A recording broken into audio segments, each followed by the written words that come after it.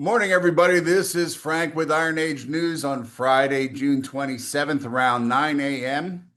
And yeah, we will be doing a little more later about the famous Iran bomb leak as soon as Tulsi Gabbard leaks it to somebody else.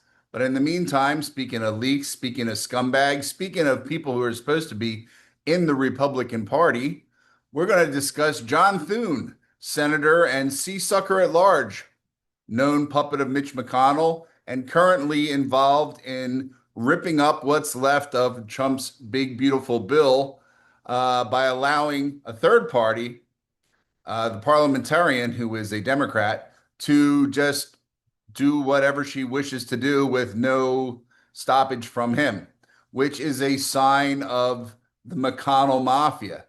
And we'll get it right now. So, uh, let's start with the money, okay? You say to yourself, why does Thune do this? Well, obviously, he is been carrying water for McConnell for quite some time. He's now in a leadership position, which he owes directly to McConnell. And he has quite a few years left on his term, so there's nothing Trump can really do to him there. And more importantly, he is now a larger beneficiary of what's called the Senate Leadership Fund, the SLF, which is a Mitch McConnell controlled super PAC, right? Good old Mitch. In 2024, it raked in over $67 million from mega donors, oil giants, hedge fund billionaires, and Wall Street executives. And you want to know who is doing it? Well, we can give you a couple of names if this thing would stay still for a second, which it probably won't.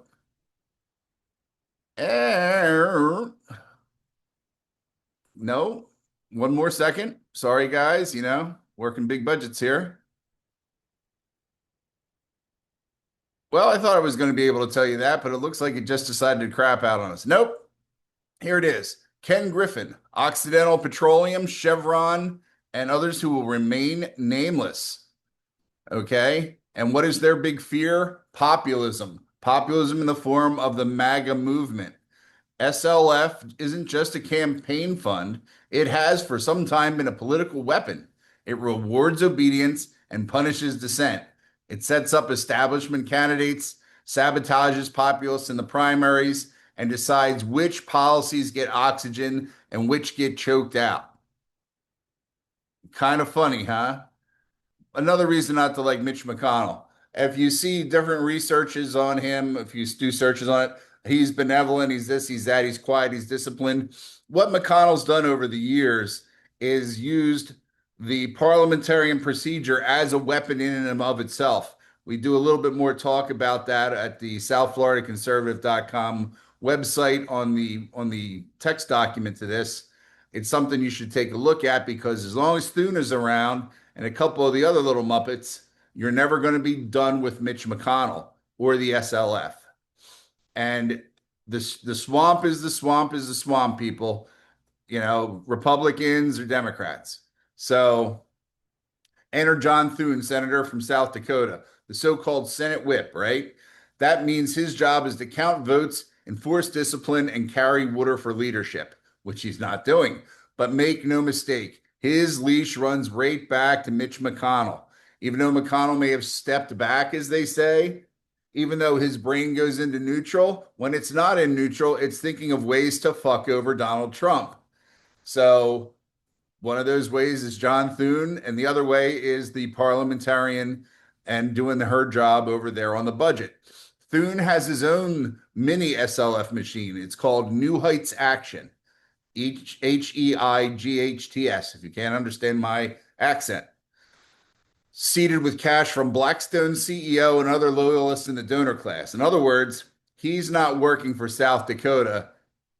He's working for these guys, which is funny because we're going to discuss an issue where he opposes the shutting down of public broadcasting because the Indians of South Dakota will no longer have a native radio channel to listen to. Are you kidding me? With the kind of money he's talking about, they could be listening to every Indian channel if there are such things, right?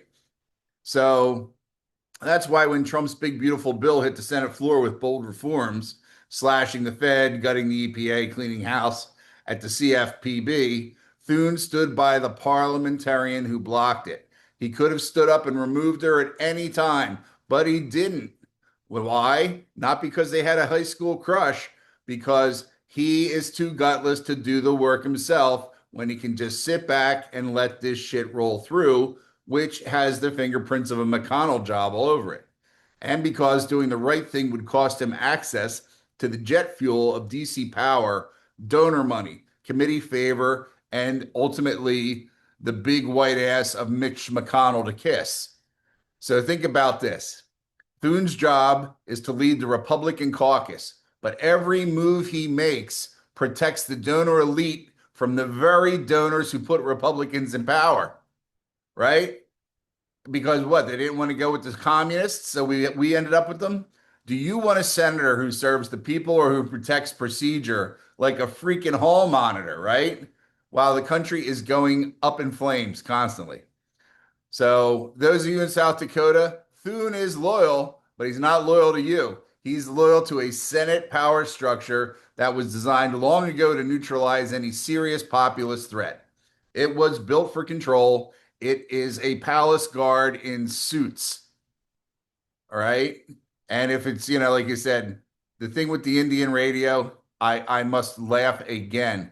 I will bring that all together in another little thing because it's come up a couple times that they are going to stop the entirety of the defunding of public radio, which is generally pushes nothing but left-wing agenda because A, the Indians of South Dakota can't get on it, and B, the people living in the backwoods of Alaska will also have no radio. And what year are we in? 2025? Are you serious? They have satellite whatever everywhere, but they're sitting there with their little old-timey fucking three triple D battery radio on a little string hanging in the back of the tractor.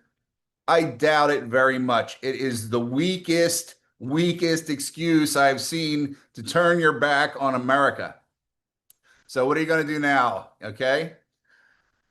Obviously, you can't get rid of them now, but you can get rid of them later. So you have to understand that the real battlefield that we deal with and that you should be dealing with isn't Democrat versus Republicans. It's insiders versus outsiders.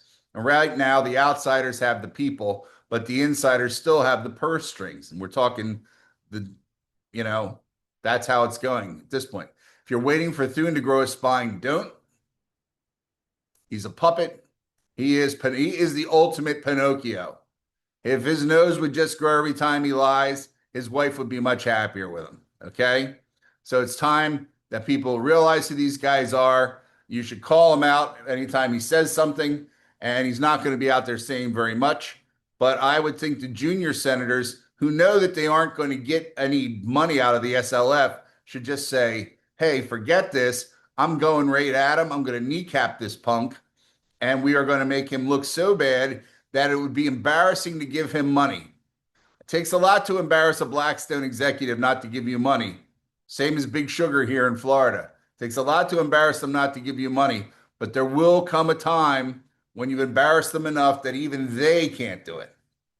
So that's about all for this one right now. Let's see what goes on for the rest of the week. And I hope you all have a good, safe weekend. Goodbye.